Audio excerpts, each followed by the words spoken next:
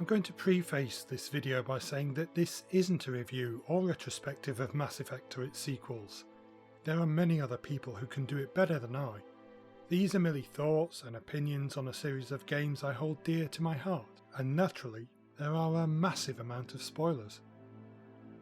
The phrase, "it's like a movie," is bandied around a lot in the video game arena, but often you find that the constraints of the medium aren't conducive for setting up sweeping narratives or breathtaking action pieces.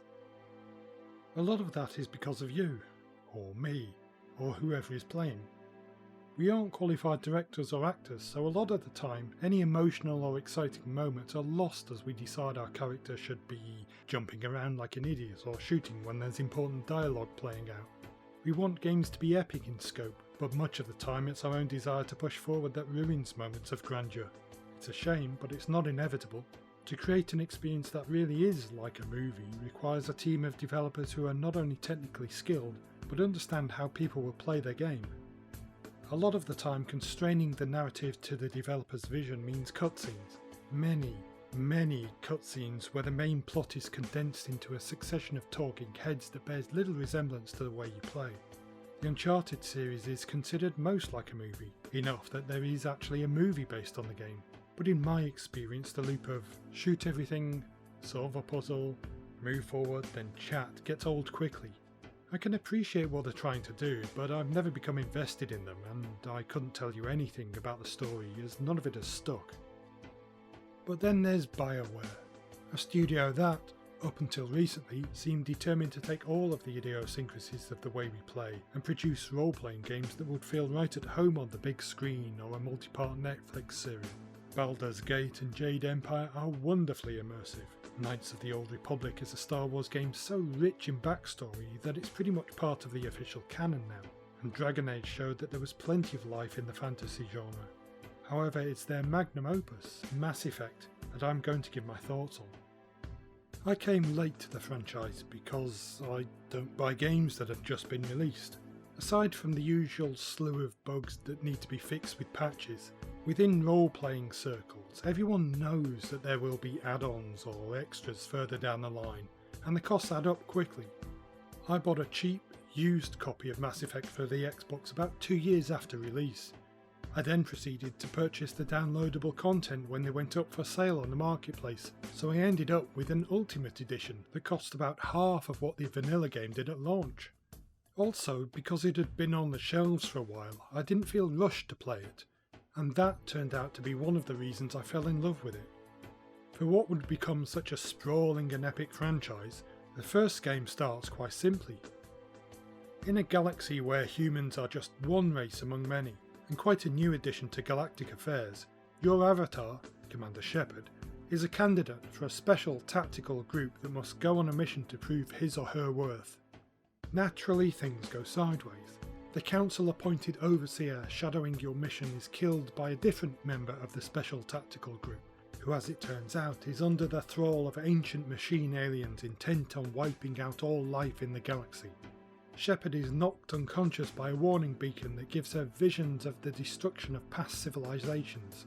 Once she wakes up, she must prove that the other agent has gone rogue, and that these old machines, Reapers, actually exist to an extremely skeptical galactic council. Boiling everything down like this feels like I'm doing the game a great injustice, but to recap in detail the events of a 20-hour minimum game would just take too long. What makes this game seem larger than most of its contemporaries is the sheer amount of world building that's done within a short amount of time. You start off with a predominantly human perspective, but are quickly told that you need the help of various aliens in order to chase down the rogue agent. While the planets you visit are distinct enough to give you a sense of different cultures, it's the companions that you recruit along the way that give you a fascinating insight into the politics, religions and cultures of the other inhabitants of the galaxy. And while you may not agree with their views, it firmly embeds humanity into the machinery of galactic affairs. The ability to take your time and absorb the atmosphere pays off greatly. Finding out about the motivations and prejudices of the races that control the galaxy prevents you from seeing everything in black and white, especially when people like Rex or Garrus are so damn charming. Even within your own species, you would hope that your official representative would be on your side. But after a number of conversations with Earth's Councillor, Udina, you find that slimy politicians are universal, so maybe we have more in common with these spiky-faced aliens than we think. Building up a sense of camaraderie with your ragtag crew is definitely a highlight, and anyone who has skipped the non-essential interactions during and between missions is missing out on what makes the game special. They go a long way to making you feel like you're part of a real team. This is something of a BioWare speciality, and in some cases, for example in Dragon Age 2, the conversations elevate a slightly mediocre experience into a memorable one. Allowing Shepard's deepening friendships to unfold naturally is marvellous in itself, but the developers also included a few completely optional romance paths within the game. If you decide to try it, you'll find that it isn't an exact science. The way the dialogue wheel is designed means you could find yourself locked into one simply by being a nice person. It's not much of an issue for a male Shepard, but having Kaidan hit on my female Shepard just because I'd shown him the smallest bit of attention was irksome. I simply didn't like him, and in a roundabout way, it's good that the developers were able to craft characters that could annoy as well as inspire you.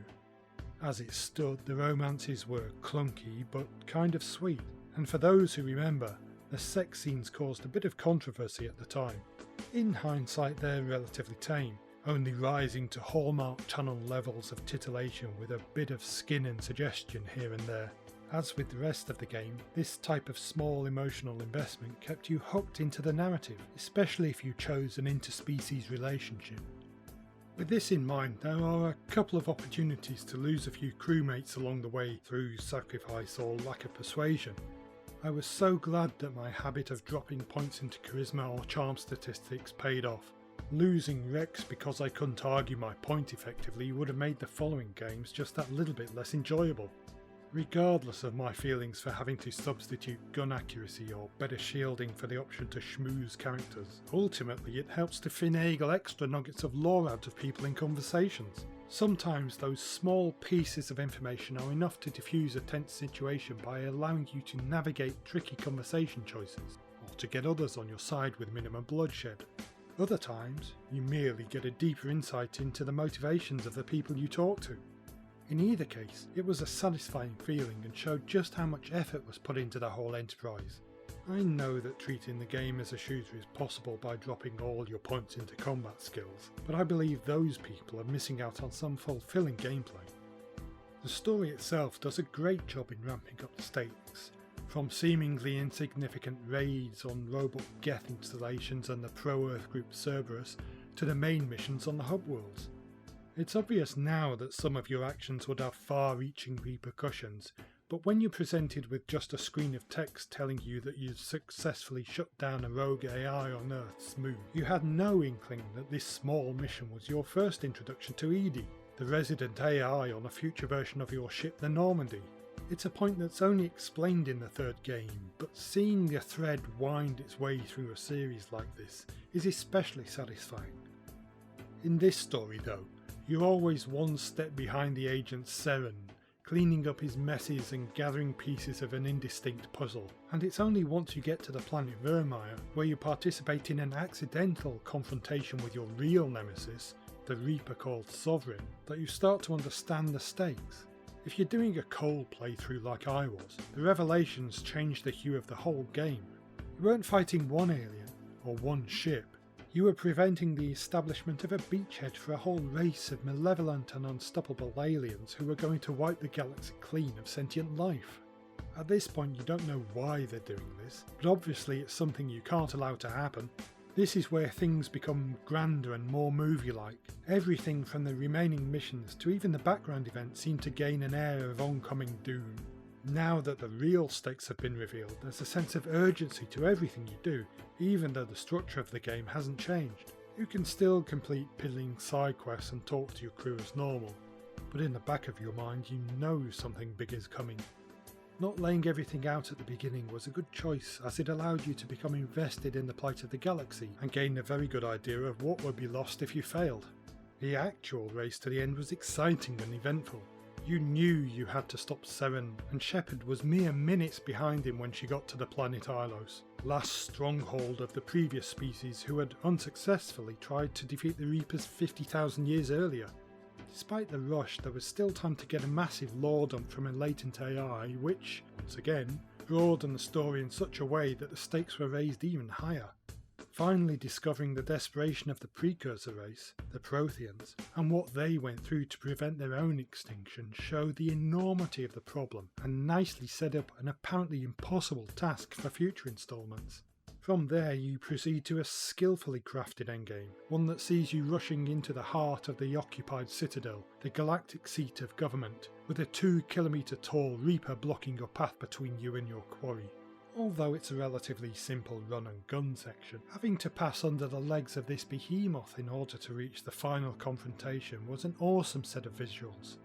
Here you realise why charm and alignment can matter, as if everything has been done right you can essentially talk Seren down from his plans of genocide and show him the error of his ways. It might have been a chore to attain, but being able to throw logic at your enemy instead of bullets made a nice change. Not only that, if you're successful in your persuasion, it halved the length of the final battle as Seren commits suicide, leaving only his remote-controlled implant form to fight. The last few minutes are as exciting as anything Hollywood could deliver. Thankfully, your warnings are heeded and a massive fleet descends to take out the Reaper. The monster explodes, medals are handed out, babes are kissed, and the galaxy is saved. For now. The credits roll with a soft rock song and you sit with a satisfied smile of a job well done. Beyond the fantastic story, the game itself is an oddity. You can see its grand ambitions clearly, but in its original form it could be held back by the design decisions of the day.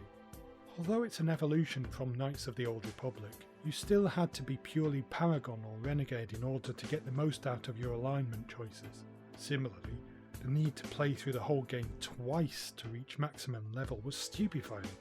On a more technical note, the user interface was abysmal. The ever-expanding gun reticule was frustrating and the way the ground tank handled was a joke. Having said that, once I accepted its insane handling, I kinda liked bouncing around planets in an almost indestructible vehicle that felt like it was filled with helium. Fortunately, the recently released Legendary Edition has cleared up a lot of these annoyances and pulled it in line with the rest of the series. We also shouldn't overlook the incredible soundtrack of the game. All those moments where you feared doom was about to descend, where you felt you wanted to punch the air in triumph are largely down to the visuals and music being in step with each other. You find yourself in awe of the way it matches the mood of the task you're involved in. Everything from the start menu to the map screen to the finale itself are perfectly accompanied. Mass Effect took the BioWare formula and ran with it to produce a game that felt expansive and cinematic.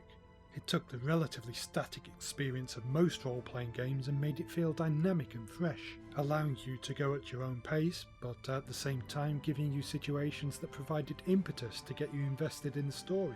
The friendships that you made during the course of your journey made it clear that everyone's life in the galaxy depended on your actions.